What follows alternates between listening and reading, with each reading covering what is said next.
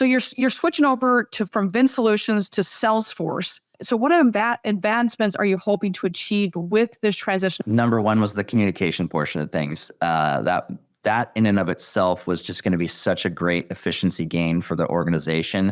Just the fact that it wasn't like our team jumping from one place to another and making it difficult for them to communicate with our guests. I think that was number one. I think, I mentioned earlier the attribution portion of things. I think we're going to have that much greater integration of our marketing data within our sales data, and it will be far easier for us to tell what did our marketing do for us, find inefficiencies, move dollars around. I mean, we don't necessarily need to cut budget, but we could take budget that's not working well for us and move that somewhere where it is. So I think those are kind of the big things for us.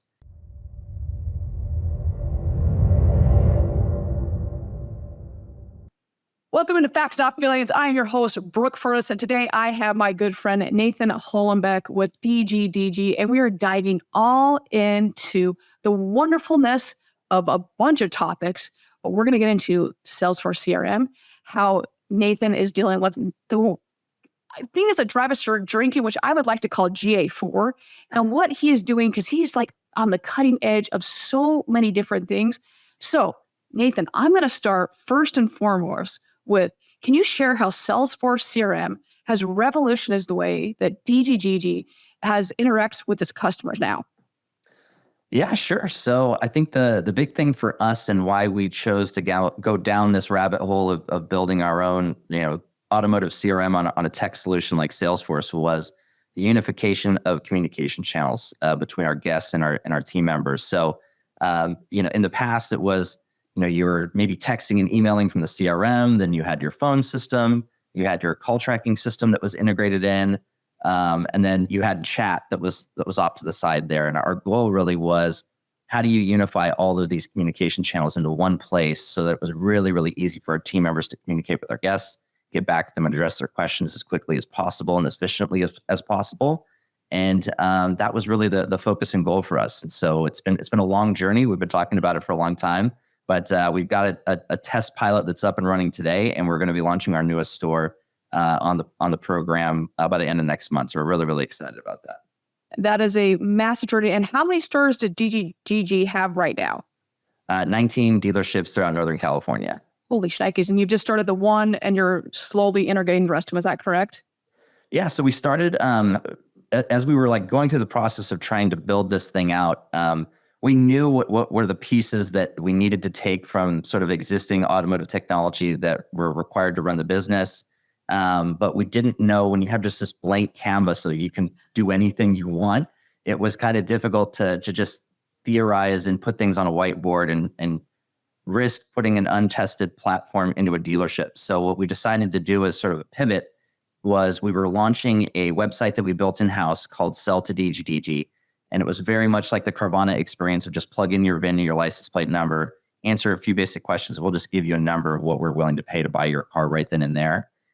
So we decided to run that website and that process on Salesforce to see data coming and flowing in, see how the communication integrations worked, and have live real data to test and prove out all of our theories before we went and put it into an actual dealership. So the first dealership will be our Volkswagen store, and we're aiming for the end of August after a lot of testing and back and forth and working with a lot of our partners to integrate to make this whole thing happen. So.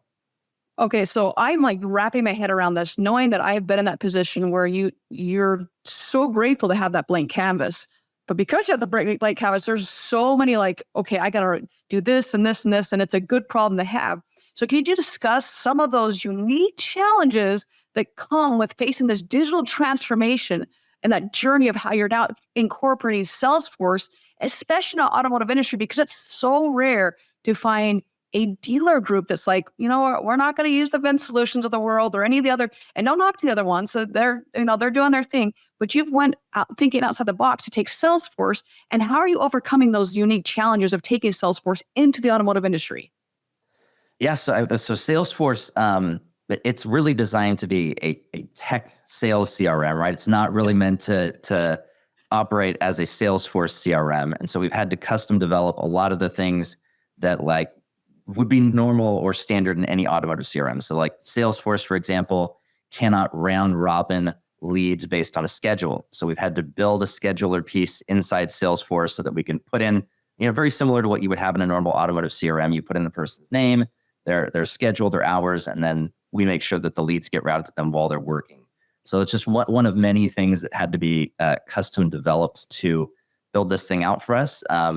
There's a lot of the Salesforce world. There's something called objects, and so a lot of the objects for automotive are custom built. So the inventory object, we had to build that out. We had to build out a pencil object for digital retailing to have the online transaction coming back and forth. We had to create a deal object from the DMS in order to pull sales transaction data into the CRM.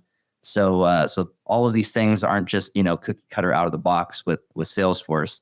It's all a lot of development cycle to build that out. And then what is your process that you want to follow, and what is that sales process that we want to build out?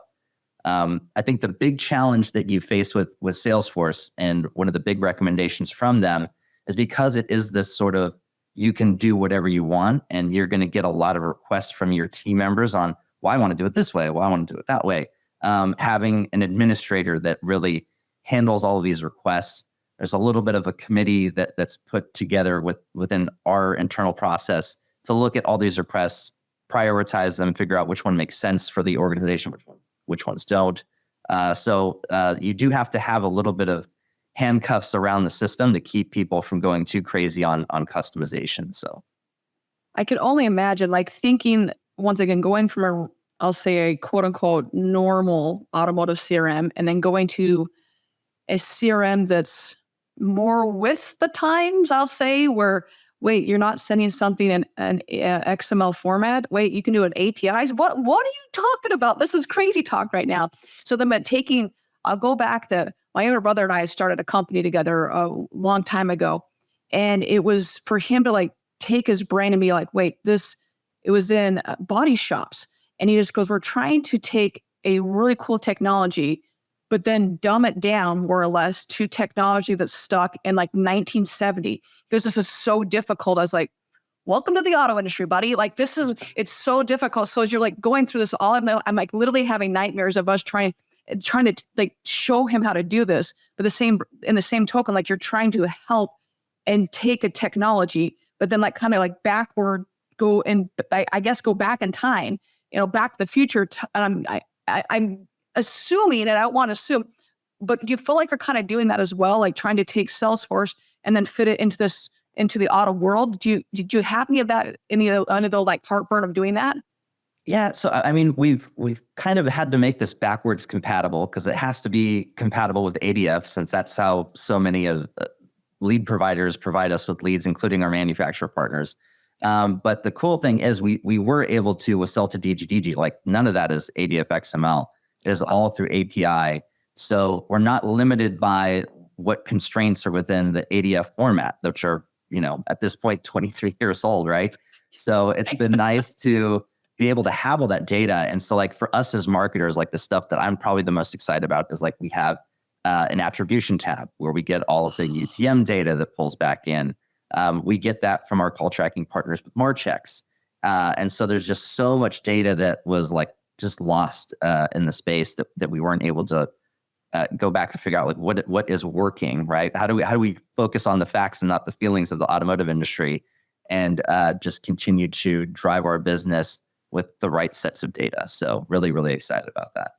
Oh, that's awesome. So given your experience with DGDG, how do you envision the future of automotive, our entire industry, to the further advancements of a Salesforce or Salesforce-like CRMs and other digital tools? Gosh, I mean, I hope what we're doing can inspire maybe the other automotive tools that are out there to be open to more integrations with other communication tools and platforms. I mean, I used to consult for dealerships all over the country. I know that, like, you're doing that as well. Everyone has their own recipe, right? Everyone needs their own set of tools. And so to be handcuffed to, well, you can only use our texting tool with our CRM, or, oh, you can only use our chat tool with the CRM. I think it's just difficult we already have a lot of constraints with the OEMs are requiring us to do. And then when we have the requirements technological requirements with our platform partners, I think that's one of the challenges that we face. And that's why we chose to go this route. But for a small, single point store who doesn't have a technology team, who doesn't have the resources that we do, they should still be able to easily communicate with their guests. And so I hope that we can inspire others to want to do the same thing. Yeah, I remember, and I don't know if I've ever told you a story. I remember the first time I met you, the first time I heard you speak, and you mentioned that your group was using Salesforce. I remember just going, hold on, what?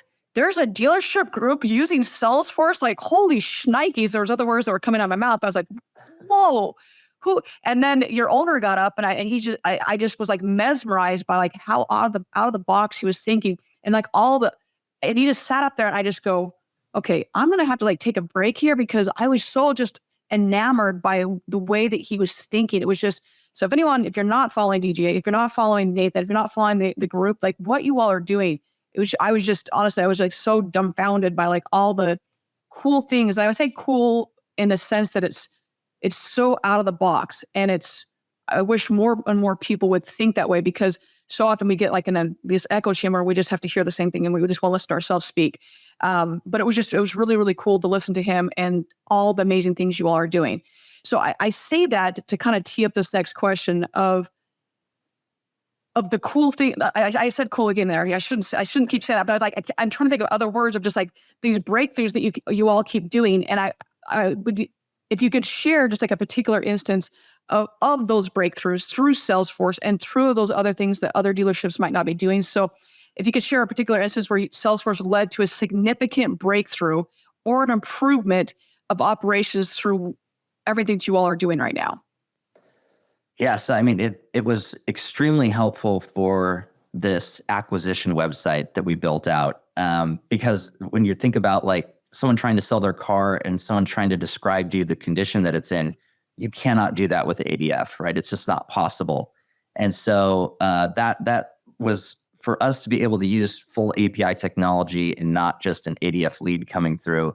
That was a huge breakthrough for us, where now we're buying over 100 cars a month with just 2 people that manage these leads and opportunities that come through. We've also, like, one of the big things for us as an organization is not having our team members spin their wheels on leads that aren't really opportunities. So within Salesforce, you're able to distinguish this is a lead, but then this is an actual opportunity. So if we have a lead where we've been calling and texting and emailing and no one ever responds to us within 90 days, well, like we're not going to really hold that against you from a closing ratio standpoint. We're really going to look at, like, of the people that responded and you had an active conversations with, how many of those did you sell? And then you get to a kind of a much more real closing ratio. So on the marketing side, I'm kind of held accountable a little bit on the lead to conversion ratio, whereas our team members are held more accountable to what is the closing ratio on the opportunities that actually responded back. So I think it's like it's a better, fair handoff between marketing and sales, and it allows us both to be held accountable, which I think is great. I think the other big thing for us is that we now truly understand like what activities are really happening on our opportunities. So did someone just like, I've seen people when I've done my consulting going on their CRM and they just come in the morning and they go left message, left message, left message. And then they go to playing Candy Crush or watching cat videos on YouTube or whatever it is that they do, right? But like now with a fully integrated phone system and texting and email, like now we actually know what are the true activities that are happening on our opportunities. So now we get like having the real data, like it's not just a policing system. For us, it's really a training opportunity. Now we get to see like, okay, you actually made 100 phone calls last month, but you only got like 10 people to call you back. That's a really low response rate. So let's dive in and let's do some phone calls together and understand what is it that you might not be doing right to get a good response rate on phone or on text or on email.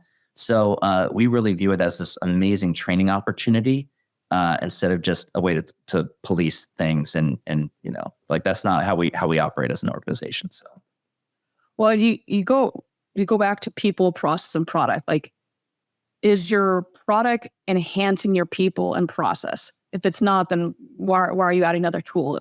And everything you just said is that, hey, we have made it so it's easier for our people and it enhances our process. Remember that I was working for a company and they brought on Salesforce, and I was like, okay, great. Like, I was very familiar with Salesforce. So like, awesome, fantastic, let's do this. And all of a sudden it turned into, oh, we're going to make you double enter everything. I go, whoa. What is the whole point of bringing on Salesforce? Because this syncs up with Office 360, which we're going to get to in a second here, but it syncs up with all this. So why are you making us double entry? Because all I got to do is hit this button, everything goes through. And the whole reason is that, to your point, is that they wanted to police everything. But I go, if it already syncs up, why are you making us do this? I can show you right here everything that happened. It makes my job so much easier and everything's coming through. So thinking backwards and working backwards to work forward, you've got all this, and it's making everything so seamless.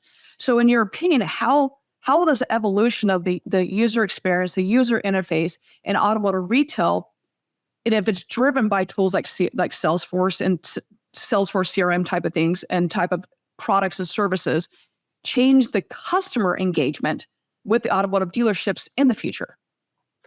Yeah, I think there's a number of ways that will influence that. First, obviously, we've talked a lot about the communication portion of things, like not having to log into multiple systems just to communicate with your guests. I think is a huge win. We've developed this to sync back and forth. So if you make a phone call from Dialpad, like the app on on the salesperson's cell phone, that will automatically sync back in if there's a known entity within Salesforce. So they don't have to go and log it back in that they made a phone call or whatever. They may want to enter in some notes on what the conversation was that was said, but at least they're covered in showing that they had that activity completed with the guests. Same thing if they email from their Outlook app instead of from Salesforce, that will automatically sync back in with the system. Texting will do the same thing through our Dialpad phone system integration. I think the other big thing is these tech CRMs that are available allow you to really merge marketing and sales operations and communications. So once we get up and running with Sales Cloud, we're also implementing Marketing Cloud to take over like email like blast emails, but also like really segmented blast emails to the proper consumers. We will then be going and embarking on CDP. And so I know that's the big buzzword in automotive today, right? Check that one off. Got that one out of the way. Good. Yeah. So I think being able to better inform your marketing with all of the proper first-party data that you're going to get from your CRM, from your if you're properly integrated with your DMS, all of the signals on your website. So I think we're really excited. Me as the marketing guy, I mean, like this is going to be like a kid in a candy store, right? I'm really able to do all the things that I've been wanting to do for the longest time, but everything's been in different systems that don't necessarily integrate or communicate with one another. So you bring up the integration point, and you've got Office 365. And like, as you said, the marketer report, my brain is going the same. I'm like, man, you actually have everything in one spot, which makes it so easy. You've brought on Office 365. So how was that integration with Office 365 and Salesforce streamlined your email communication? We talked about it a little bit. I want you to go in a little bit more on depth on this. Improve the team collaboration at DGDG. So one of the problems that we had historically was every employee at DGDG had an email address at DGDG. So Nathan.Hollenbeck at DGDG is mine. So everyone had that, but then they also had an email address that lived within VIN Solutions or CRM. So they're having to communicate with their guests here, and they're having to try and communicate internally here. And that created a lot of issues. So salespeople are, they're driven, they're motivated, they're really going to spend all their time in the place where they can communicate with the guest and try and sell a car. So they weren't spending a lot of time with any sort of DGDG corporate email. So it was actually difficult for us to communicate with our team members by having those two email communication systems, whereas now it'll all be within one. So it'll be easier for them to communicate internally and externally with all our teams. So the communication wasn't just how do we communicate with our guests, it was also how do we communicate with our team and make that much more seamless than it was in the past. And I would go on a limb to say it's a lot more secure as well, because not only using Outlook, now while our email system is Google Suite, I know for a fact that, the Pentagon uses Outlook and they uses Microsoft. So it is so insanely secure. So you're going with a CRM that is very, very secure. Then you're double layering that with Outlook. So very, very secure. And emails, and as we go into, GLBA and FTC and all that, I mean, you guys just seem to be very locked down on the security portion of it. And I don't know if that was a part of it as well, but that you guys are definitely, it seems like you're double layered on security on that. Also not passing ADF XML and going through an API. Right. Yeah. So one of the things that we do on our end is our team will be logging into Salesforce through single sign-on. So that's one of the things our CTO built out very early on when he joined the team, that we're required to use the Authenticator app. So, and then there's permissions-based systems that keep people at certain levels from being able to access that. So if they do click on a phishing email or something like that, like we've made it very, very difficult for people to come and try and steal that type of information. It's like, for us, like we try to be extremely transparent with our guests. Like the last thing that we want is for them to lose trust in us, either in our sales process or that like with their personal information, right? So that's been a huge, huge piece of this, is incorporating this single sign-on that we use for our internal dashboarding system, but that same system is utilized to log into Salesforce as well. Now, you and I are both on the ASC Council, and whenever you speak, I'm like, shut up and listen, because he's going to bring some type of incredible knowledge. So just shut up and listen and learn from him. So with the GA4 and all of us driving us to drinking with GA4, how are the benefits of GA4, the setup and the integration, how has that helped gain a deeper insights into your dealership's online performance? Because I know all of us still have a little bit, we still have heartburn from the joys of GA4. Yeah, it was a lot of work, obviously. Like, I mean, we spent over a year on the council prior to the cutover at the beginning of this month, right?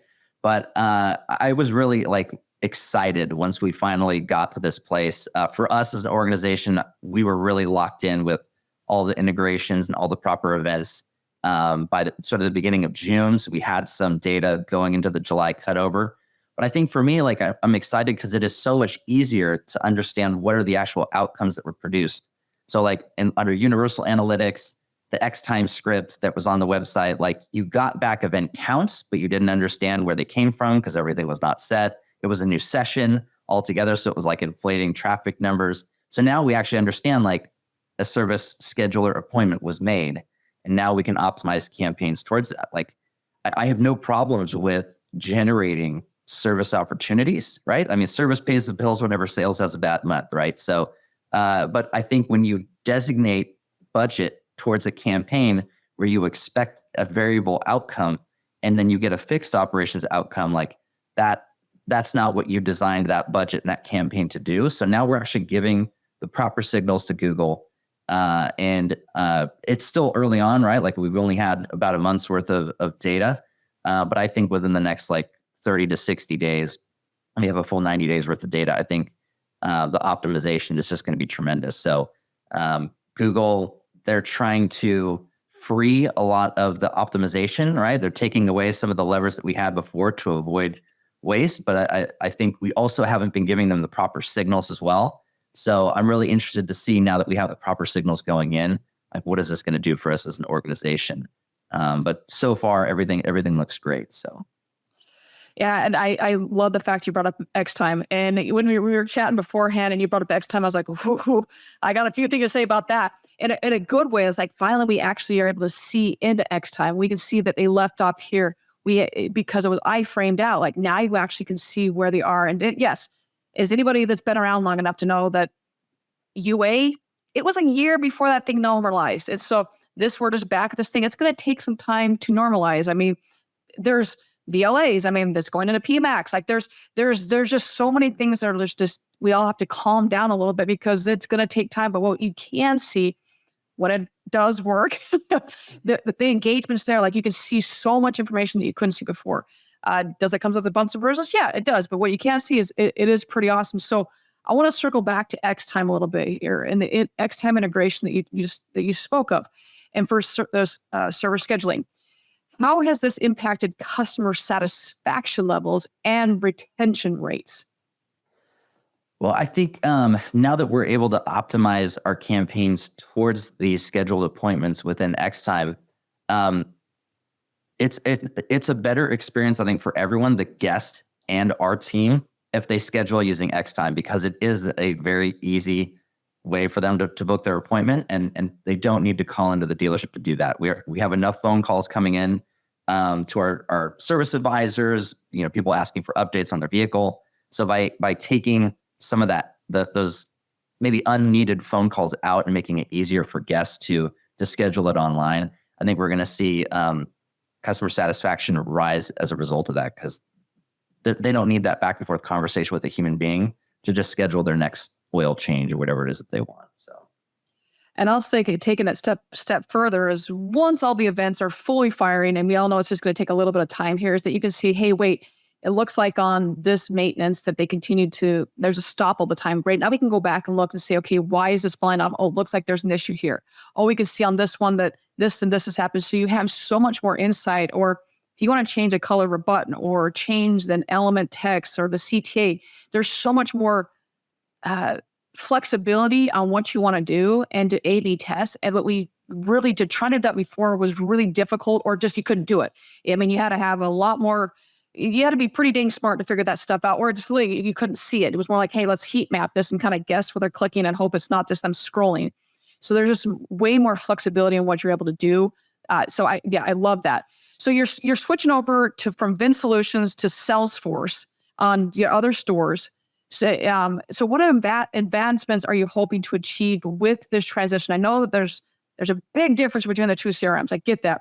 But if you can name like your top one or two advancements you're hoping to achieve, what would they be?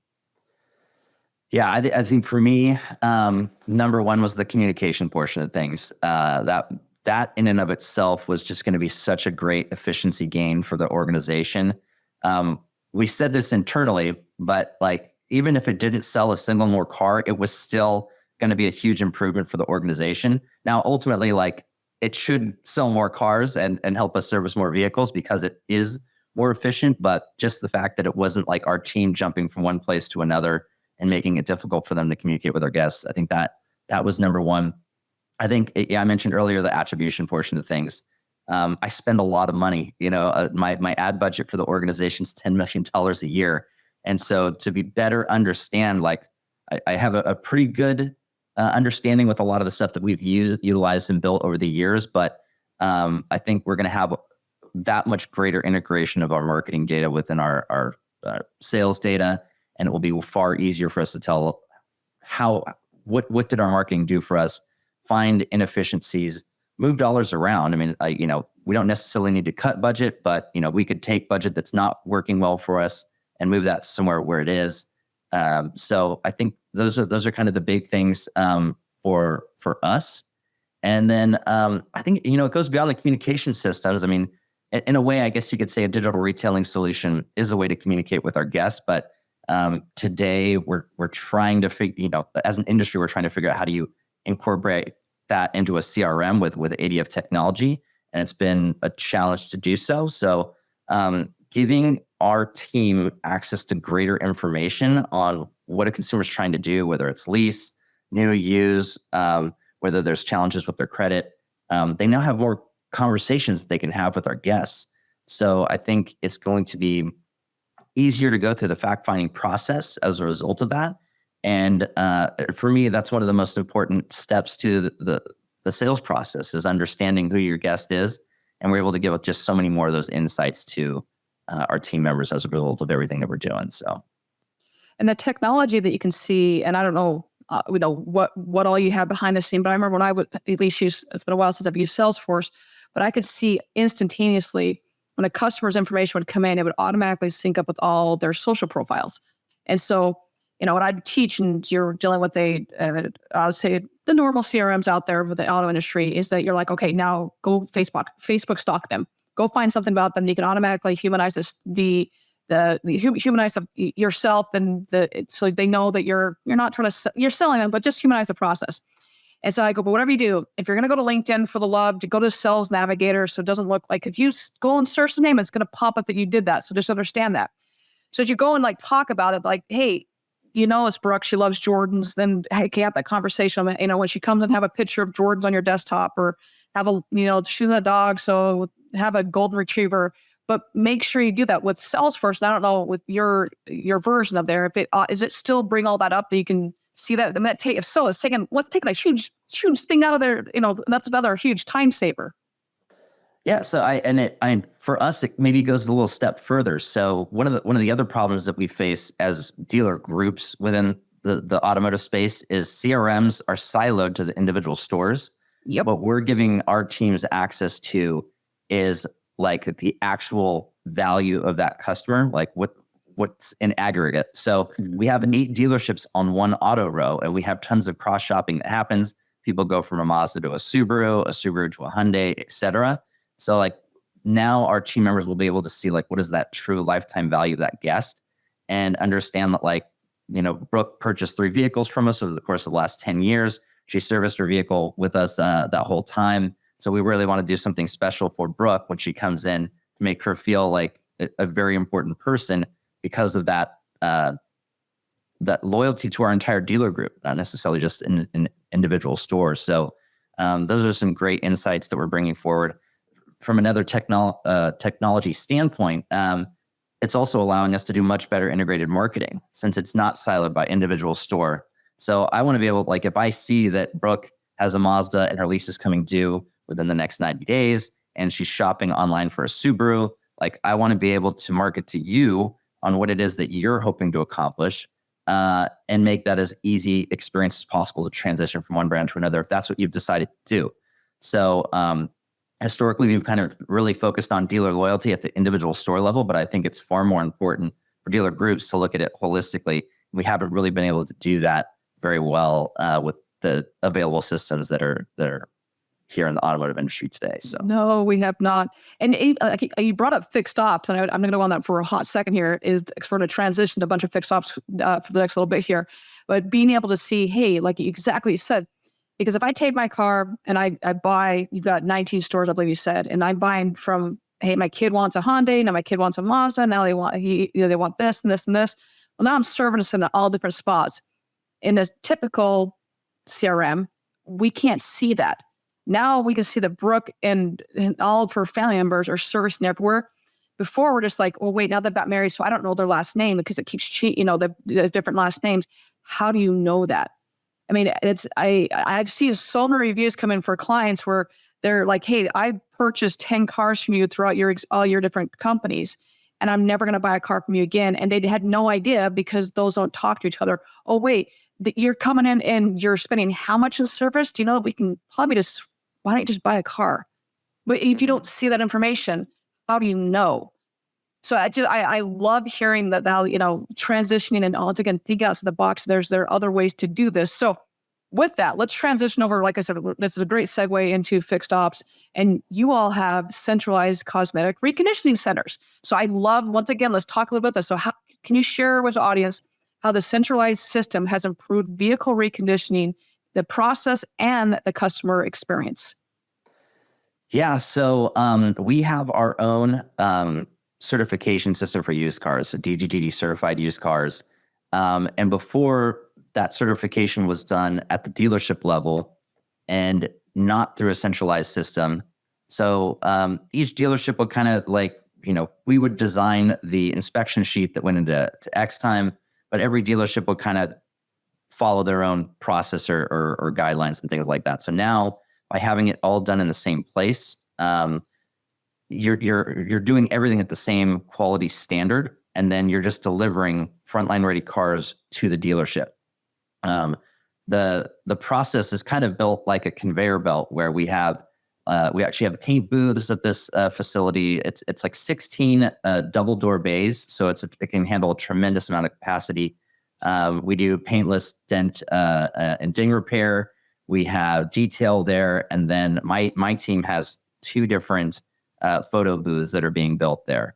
And so to just walk the car down that process and just end up at photo and then be delivered to the dealerships, it's just such a tremendously more efficient process than doing anything at the individual store level. It also frees up capacity at the service level for our stores to fixate on, customer pay, warranty, and some of those other things. So it's just so much more efficient. And that's one of the big drives for us as an organization is how do you take out these things that are inefficient in our sales process or in the service process, internal processes in general.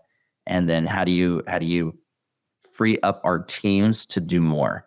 And we feel like this has been a home run for us. We just launched it. We're still in the process of finishing the photo booths, but we're at least going through the process of reconditioning cars. So yeah, it's exciting times right now to see this vision that we've had for a really long time starting to come to fruition, and just helping our teams be that much better at serving our guests. That's awesome. And you guys, I understand that you also have the virtual 360s. So taking the photo studios with the 360s, I believe you guys use Impel, which is formerly SpinCar. That's got to massively enhance your online presence and presentation with the customer engagement. I correct me if I'm wrong, but I got to think it has to. Well, it wasn't just that. So our process before was very heavy on the photo side. So we used DSLR cameras. A photographer would come in the morning, grab their camera, go outside, shoot, come back at lunch. They would download their SD card and upload the files to a server where editors then came in and edited the photos and touched them up before they were uploaded online. So the process took a while. I mean, it was several days of going through this process to get them online. Whereas now they spin the car, they put the hotspots and any damage tagging on the vehicle, and they hit go, and within 15 minutes it's uploaded online. So that was another big efficiency play for us, as well as enhancing the consumer experience. So we're really, really happy with that process, and we think it's only going to be enhanced that much further by doing it in the photo studios with the turntables. So that's where you really get the best 360 experience. So another thing that we're really excited for at the end of the summer. And this was not on one of the questions, so I'm going to going off of left field here for a little bit. How much does this cut down on your reconditioning time? Do you know? So we've already from being in the shop or from being the photo process. I'd say both. As you're going through this, all I can think of the amount of time from when you get in a car, this has got to severely cut down in a good way. The time from you getting the car to reconditioning it, to get it out and ready to go. I mean, it's really helped on both sides of that equation, which is fantastic. And it's only going to get better once the photo studios are completed. But yeah, I mean, we've saved days trying to get a car through the reconditioning process, and then saved a day or two on the photo taking and editing process and the upload process. So the speed to frontline ready is just that much faster going through this centralized process for sure. Which is money, and money. Less markdown, right? Less flooring interest on the cars. Yeah. So we're really the showroom plan. Yeah, it's huge.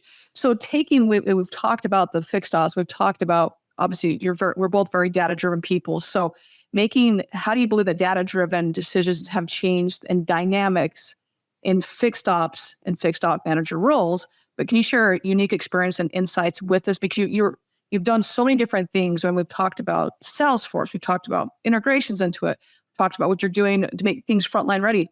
So what unique experiences or insights can you share with making those data decisions within the fixed ops department?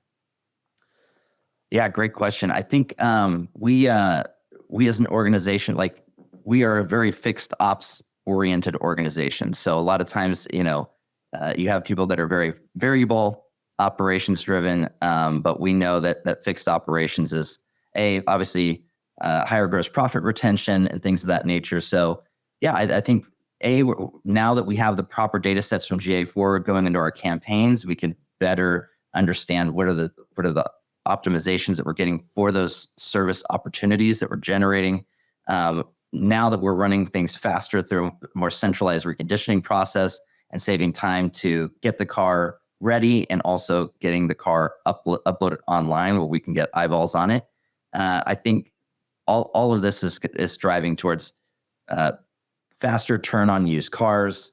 We're like as I mentioned earlier, we're opening up capacity for service so that we can get through our customers' vehicles faster, set those expectations properly. So all of these things are to drive a better consumer experience, a better experience for our team members, and ultimately drive better to the bottom line. So better optimization, better process, better everything. So I love it. So what would you say is one of the, I'll say a non-obvious pitfall in our industries, digital transformations that you wish more people were aware of? Gosh, I've stood on this. I think the whole podcast with the communication thing, I think that's really the biggest pitfall. One of the biggest pitfalls that we have. I've seen so many cool tools come out that are just too difficult to implement at a dealer group level because it's another system that someone has to log into, right? Oh, and gosh. So the better that we can integrate these systems, I think that's the one thing that I have been talking about a lot over the last couple of years. And I'm excited to show that like it can be done, like it is possible. And then hopefully that helps really drive better change in the automotive industry. So.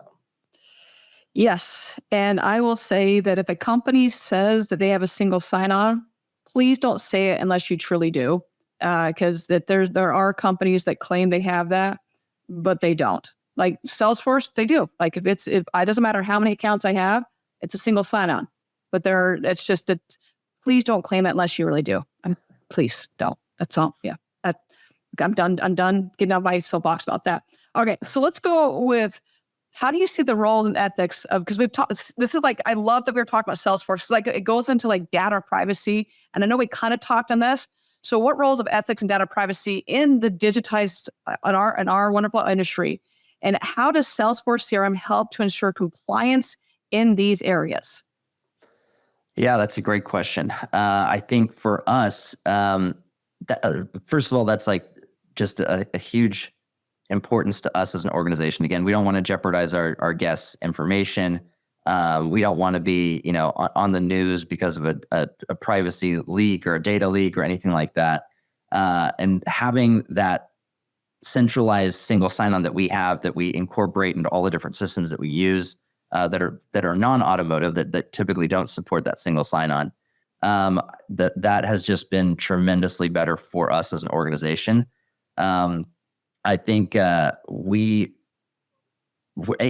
in California, which is a very heavy litigation state. But B, like it's just like we always want to do the right thing by our guests. So for us to be able to protect our guests and make sure that they feel secure in doing business with us, I think is really, really important. So I think that's one of the big things for us for sure. We'll wrap up the last couple of questions here. I want to circle back to GA4 here a little bit, because I know it's obviously a very hot topic right now, and everyone, like I said, is kind of, we've all had it a little bit, and you've done such a great job integrating it, and to integrate it with different, with Salesforce, obviously, is where we've talked about quite a bit here. So can you speak of the challenges that you faced during the GA4 integration process and how you were able to overcome them? So I think one of the biggest challenges that we faced was we did have a partner who in the vendor community that didn't join and participate in the ASC Council. And we were trying to figure out how to get them to do that, because we wanted all of our partners to be part of this. I mean, we invested the time and money to be a part of the council ourselves, and knew how important it was to get some form of standard based on all the terrible experience that we had with Universal Analytics. And so we unfortunately had to part ways with someone that we had been partnered with for about 15 years. So that was a bit of a challenge, and that was why we were so late to get that was sort of the last piece that we needed integrated into GA4 before we could launch. So our new partner helped us stand that up. They were part of the council, and so we got that into the GA4 properties for all of our stores at the beginning of June. Had enough data running to make the switch over in July and not have any sort of lapse in optimization. So I think that was the one challenge that we really faced. But fortunately, we were able to make a switch relatively quickly and get that data that we needed. So that's impressive.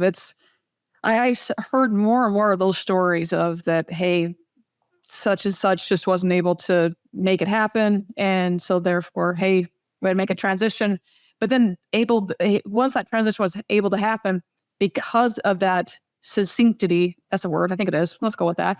And they were able to, just quickly pick up the pieces because there is that level playing field now. So, while I empathize with the fact that you had to make that transition, which that's never fun because you got to start from ground zero, but able to, hopefully it was as smooth a transition as possible. So let's round with it. We kind of talked about this a little bit, but if there's anything else you want to add to it of how does the GA4 integration align with DGDG's broader goals for digital transformation and customer engagement? So the launch that we're doing through the end of this year of launching all of our stores, that's really just the variable operations portion of things. Inevitably, we want this to be the single source of guest interaction for our entire organization. So taking on fixed operations, having workflows that allow us to go from sales to service. So like if we sell a car and we get a trade-in, that should automatically go into a service flow to go through our reconditioning process, right? Things of that nature. Like how do we also utilize this single system to help us with, again, like these VIP customers that we have? Like let's say in the past, we know that they drive a certain amount of miles because of all their service history. And we want to make an offer to them for like, hey, like in your last car that you purchased with us, we noticed that you didn't get, the prepaid maintenance program. Like we'd like to send you this video about the 60-second video, why we think it's important for you and answer any of your questions and see if that's another opportunity to bring them back in to purchase that extended service contract or something along those lines. So I think there's ways that when you have all of the different departments within the organization integrated into the same process or into the same operating tool, you can more easily make those flows to transition from one place to another. So like we have, if someone calls our business office, tells that they totaled their vehicle and they want to cancel their services, well, like that's a sales opportunity. They clearly need a new car. Like why? Like how do we put that into a flow where we start talking to them and through maybe a centralized BDC, and then put them through a VIP sort of custom tailored experience for people that are going through obviously like a traumatic experience where they just lost their vehicle. So I think that's where we're really excited about the possibilities of having this unified system and making it easier to come up with those insights that we maybe wouldn't have gotten with separate, disparate systems. So, well, Nathan, first off, everyone, if you have not followed Nathan already, I hope at this point you've understood why you should be following him, because there have been more actionable insights in this episode than just about any other episode. I mean, you've turned around so much in this episode. Like, I'm just like trying to take this all in. I'm like, okay, I'm going to have to watch this episode multiple times to like literally take in everything that you've just like had come through with this episode here. So absolutely cannot thank you enough. But with that, we've got to now jump into the lightning round here. So first and foremost, everyone that's watching right down here, we've got Nathan's personalized link in here. For those that are listening, how can everyone find you? How can they get in touch with you? LinkedIn is a great way to reach out, especially if you're within the retail automotive community. I mean, we're always trying to help people that want to better the automotive industry. Like, how do we help people find the same things that we've done or help people point them in the right direction? Happy to help anyone who's trying to better their process of their marketing and do that. Fantastic. And the next question that has got to be, and whether it's in work, whether it's in personal life, how are you constantly trying to distinguish facts from feelings?